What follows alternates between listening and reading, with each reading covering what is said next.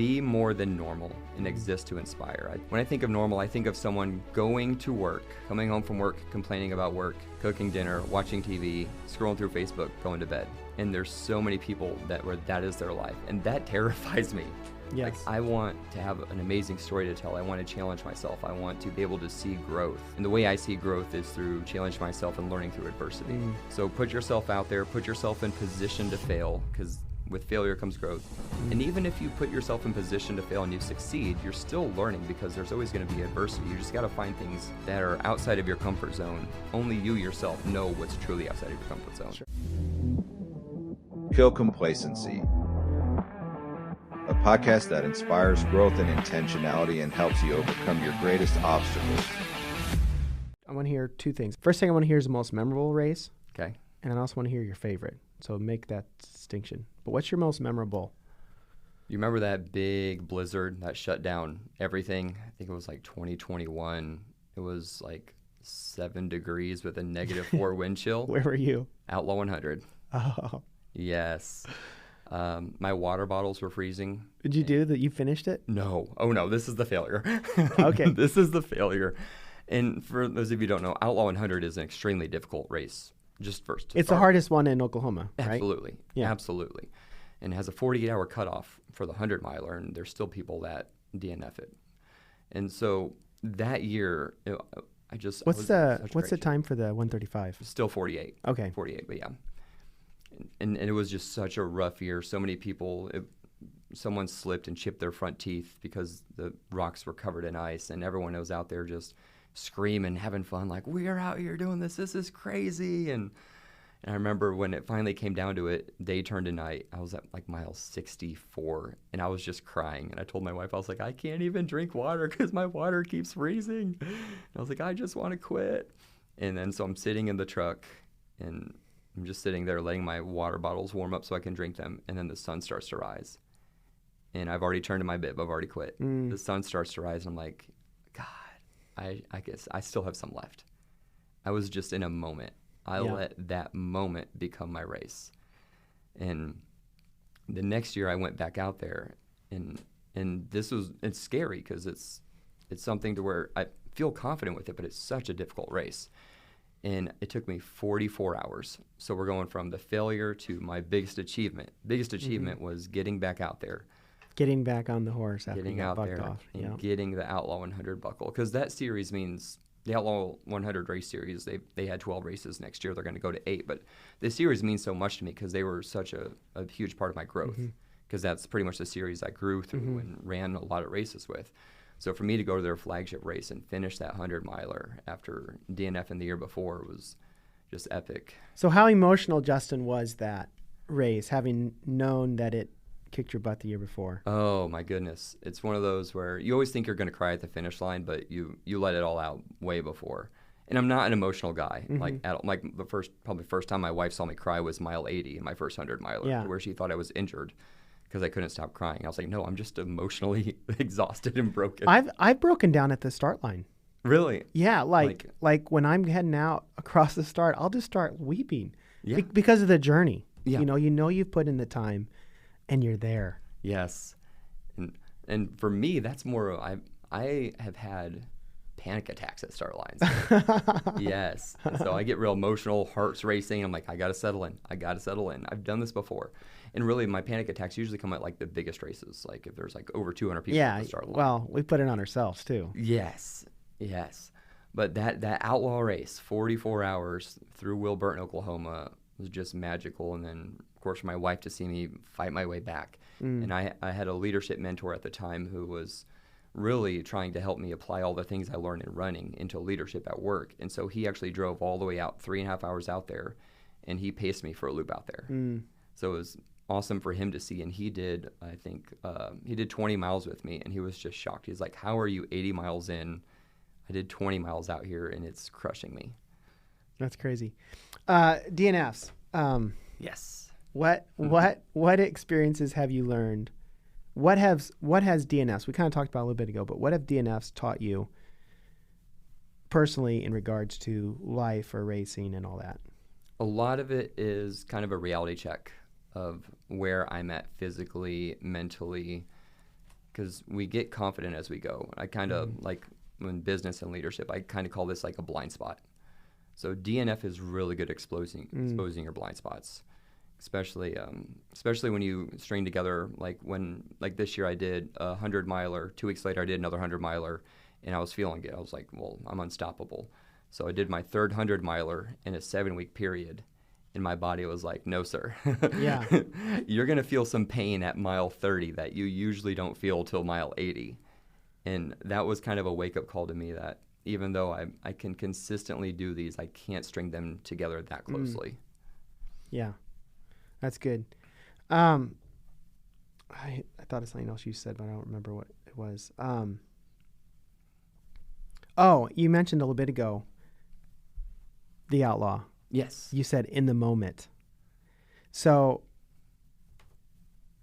I kind of want to tap into that. Like, how often do we quit things in the moment? And then we have regrets later. Every time we quit. Yeah. Every time we quit. And that's the hard thing about racing too, because if you quit on your diet and then you realize, you know what, I shouldn't have quit on my diet, you get back on it. But once you turn in your bib and you quit, it's so official. And you have all the way until next race to think about it.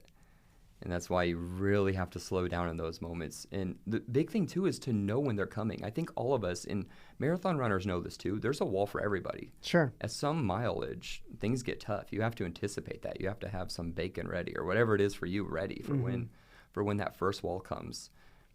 And that way it helps you get through that, because you can't let the first wall stop you in your race, because you're actually going to have a lot more than one. Sure. Yeah. Sure. Well, and I think that's really good.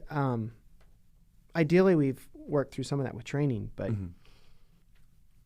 that is true. Like, if you can anticipate the wall, and I remember Nicole Lawton on an interview she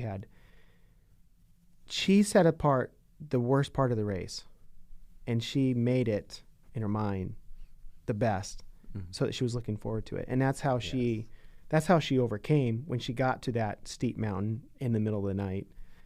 She knew it was going to be hard, but she'd prepared herself in advance. And so I think that's really good what you said there. We know they're coming, so why not prepare for them? And like Outlaw 100 at 2021 Blizzard, like, that's really hard to overcome. Yes. Those conditions and prepare in advance for those conditions. But I want another one. I want another blizzard to come through so I can do. So you can do it. There was a little of that the year after. Even though it took me 44 hours, I was still like, I did it, but there wasn't a blizzard. I almost want redemption with the blizzard. Sure. You want to beat it. Yeah. What is your favorite one? So that's most memorable. What is your favorite? I would still say Outlaw. Is it? Yeah. I know. So since I've already done Outlaw, we'll talk a little about Vero Beach Octopus Ultra. It is an awesome race. It was kind of born out of COVID, where the race director said, everyone meet at my house. We're going to run 8 different legs to and from my house, and we'll have a 100-miler.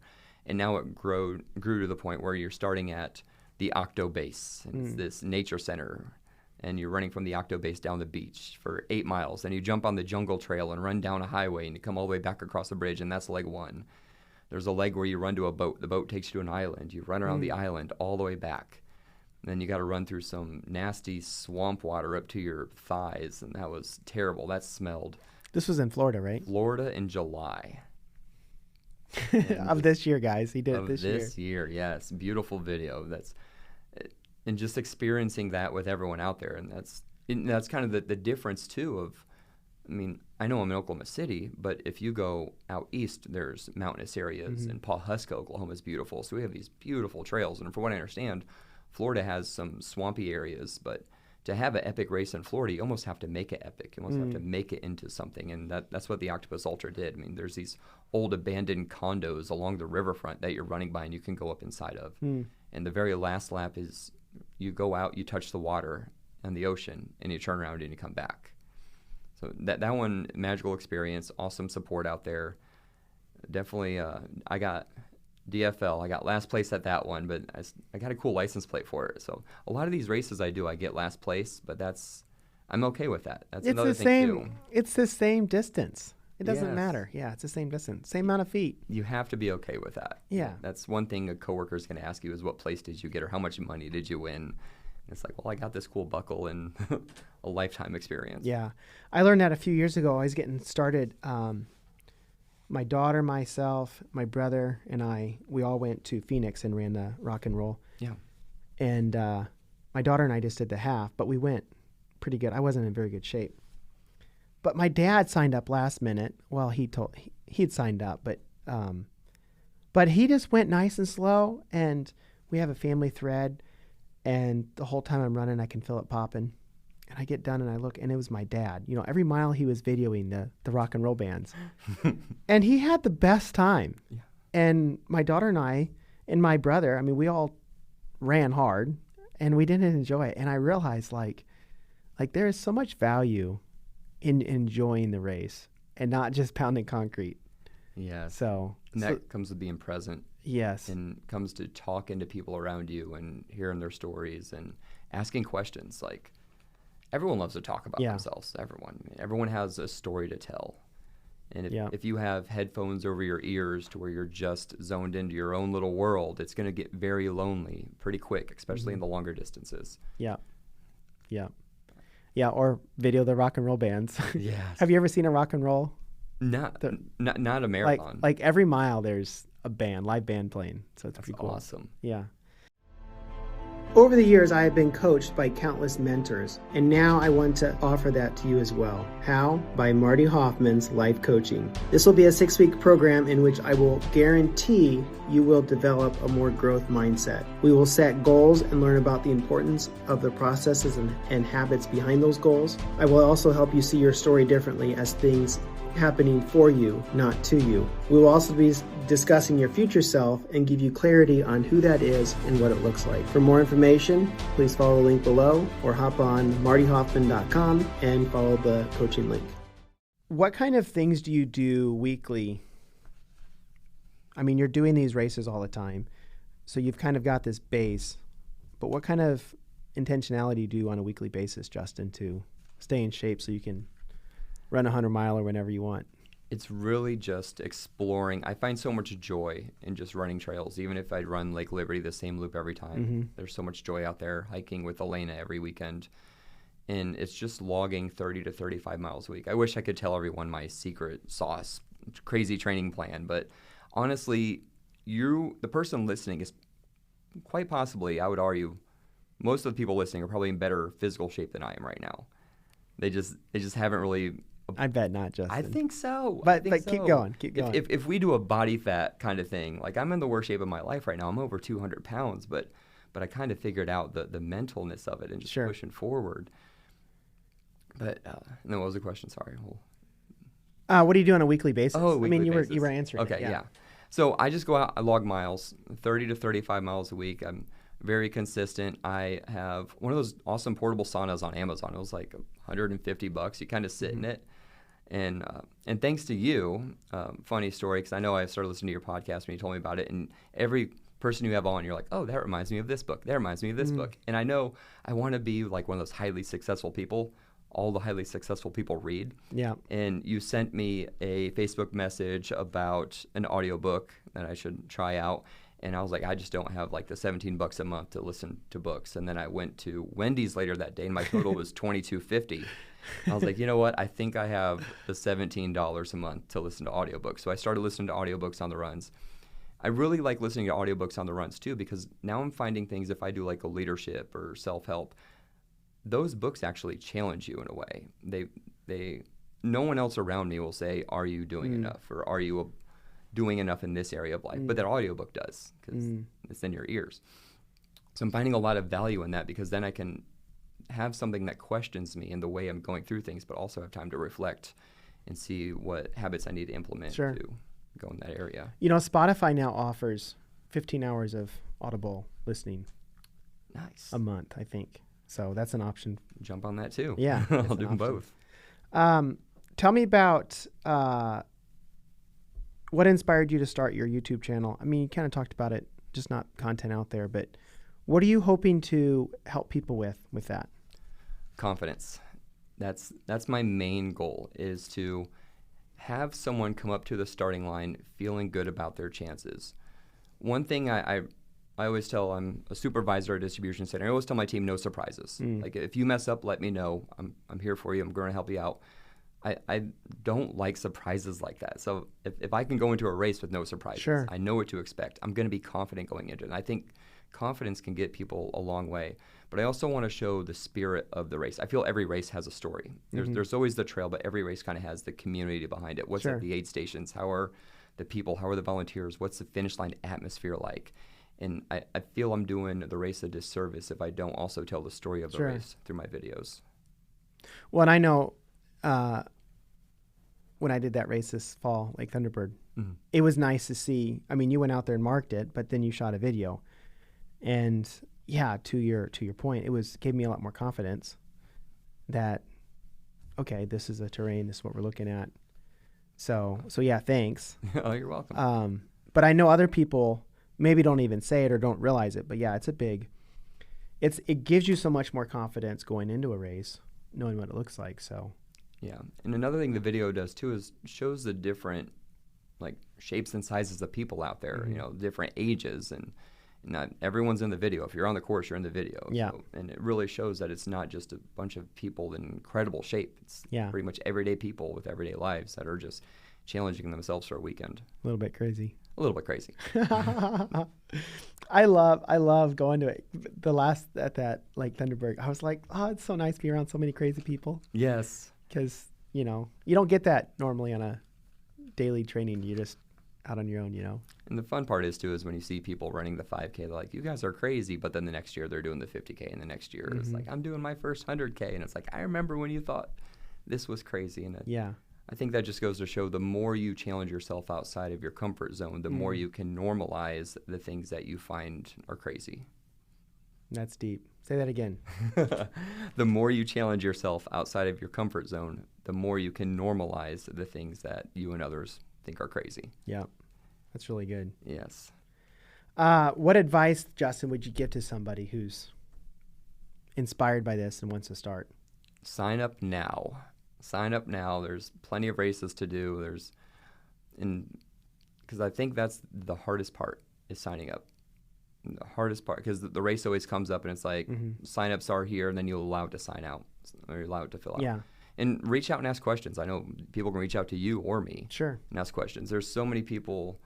The people that do this and people that run these long distances understand the joy and the benefits from doing it, to the point where if anyone has any questions at all of us will be happy to help. Because we want everyone to be able to experience what we experience finishing a 100-mile or 100K, any distance really. Yeah. Well, and I think that's good advice, whether it's running or whatever. If you guys are listening and there's something you want to do, just sign up, like commit to it, then figure out the process. Because half of the fears go away once you just commit, right? And and then there comes some accountability with it then. Because a lot of times people can train for a race and their training isn't going as planned, so it's like, well, I haven't signed up yet. Yeah. And then at what point will you pull the trigger to sign up? Because you're only going to sign up for the race if you're in tip-top perfect shape and everything goes perfectly fine, and that never really happens. Yeah. So we just got to sign up for it and then make a plan. Sign up for it and train accordingly. Yeah, you have to have a plan. Yeah. You have to have a plan. So that's a beautiful thing about this time of year is race directors are putting their 20, 25 races out there for next year. And so you can think what distance for what month, what area of the country.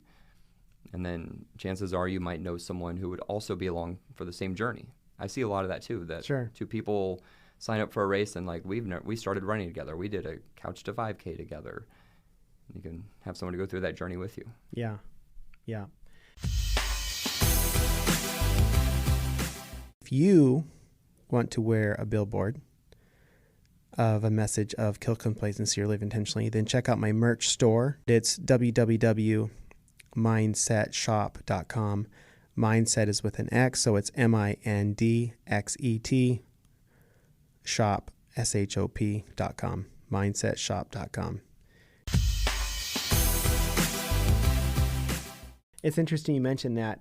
There's a friend of mine called, his name's Will, and I met him at this terrible race in Stillwater. I mean, it was bad. And it was his first. He was just getting into running, And we had to run a half marathon, but it was like 1 mile this way and then 1 mile back. So It wasn't even a circle. You literally turned around and ran back on the same sidewalk. Will won it, but I started following him, and he did his first 100 this fall, Pumpkin Holler. But it was fun because him and I have chit-chatted along the way, and then he paced me at the Lake Thunderbird. But we've developed this friendship because we sort of started around the same time and same journey. And yeah, now we're teammates helping each other out. So yeah, it's amazing. The community around runners is amazing. I feel a lot of runners' journeys start alone, and then after a year of doing races, you have like 200 more Facebook friends, and then you're seeing what they're doing. You're seeing the training that they're doing and the races that they're signing up for, the race reports, and then they're saying, I need a pacer for this race. And so then you can go pace your friend from another race like you're talking about and not have to train crazy hard, but still experience the race and still be part of their race. So I think there's value in both pacing and volunteering. I think those are two different ways. If you're really trying to make the jump, but you're not there yet, those are two different ways to be a part of the community, to see the race, and to also leave inspired from a race. Yeah. Yeah. I think John Bloodworth, that's what he did. He volunteered and then realized, I'm running this next time. Yes. I love his mindset. I love his mindset, and I love his feel for community. It's something I definitely want to emulate moving forward. Yeah. Justin, what would you say is your favorite book? You got a favorite book or favorite quote? See, I knew this was coming, and we're going to go 21 Irrefutable Laws of Leadership. Okay. Now, to be fair, I've only read 5 books in my life, and I'm not counting like I Spy and Where's Waldo. So I was never much of a reader. That's John Maxwell, right? Oh, yeah, that's John Maxwell. And through my leadership journey, I've really leaned on John Maxwell and his podcast. So that is one of the books that I took in. So I'm excited to, as every time I listen to your podcast with someone, you're always throwing a new book out there. So now I'm getting a list. Yeah. So maybe by the next time we talk, I'll have a different book. But that is pretty much out of the 5 books I listened to. That one is so good because it's applicable to everybody. Mm-hmm. We're all leaders. We're all leaders. Whether we like it or not. All have a level of influence, communicating well, and just all the things in that book, like listen to understand instead of to respond. That's not just for bosses. That's for everybody. And so I go back to that book a lot. That's what makes good marriages. Yeah. Yes. Absolutely. Yeah, that's good. And then other question I would have is final message. If this is the last message we hear from Eat Trails, Run. I may have said that wrong. Run trails, eat bacon. What is it? What does Justin Smith have for the world? I would say, and this is because I know your audience, if you're listening to Kill Complacency, it's not because you're like really dying to be normal. I think everyone listening to this wants to break through the norm. So be more than normal and exist to inspire. I think when I think of normal, I think of someone going to work, coming home from work, complaining about work, cooking dinner, watching TV, scrolling through Facebook, going to bed. And there's so many people where that is their life, and that terrifies me. Yes. Like I want to have an amazing story to tell. I want to challenge myself. I want to be able to see growth. And the way I see growth is through challenging myself and learning through adversity. So put yourself out there, put yourself in position to fail, because with failure comes growth. And even if you put yourself in position to fail and you succeed, you're still learning because there's always going to be adversity. You just got to find things that are outside of your comfort zone, and only you yourself know what's truly outside of your comfort zone. Sure. We can all sign up for something that looks tough on the outside, but if it really doesn't scare you inside, I think you can go for a little more. That's good. And leaning into discomfort a little bit. That was some advice someone gave me in regards to running long distance, was find the discomfort and make it comfortable. Yeah, and don't give it a voice. If something's hurting and you say it hurts, it'll hurt for real. A lot of times if like your ankle's hurting and you lean into it and you just keep pushing forward, all of a sudden your knee starts hurting, and then your hip starts hurting, and your elbow stops hurting. And it's just your body firing these signals at you because it really would like you to stop. But honestly, you're fine, and you can keep pushing forward, and you can keep doing more. And so definitely lean into the discomfort. There's a big difference between feeling pain and having an injury. Yeah, that's good. Justin, how do people follow, find, all that good stuff? Yes, Run Trails, Eat Bacon on YouTube. And I'm going to be more present on Instagram and Facebook next year. That's my goal, is to be more present on those channels. And of course, Outlaw 100. I work for the Outlaw 100 race series. We're going to have 8 awesome races next year. So come out, run some of our races, and eat some of our amazing food, and join the community. Awesome. Thank you, Justin. Awesome. Thanks, everybody.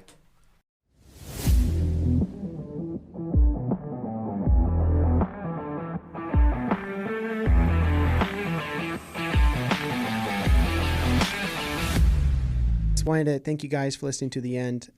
In closing, I just wanted to add that if this message resonates with you, if it aligns with your values, and something in it today triggered something, then you can also look me up on Facebook, LinkedIn, Instagram, YouTube.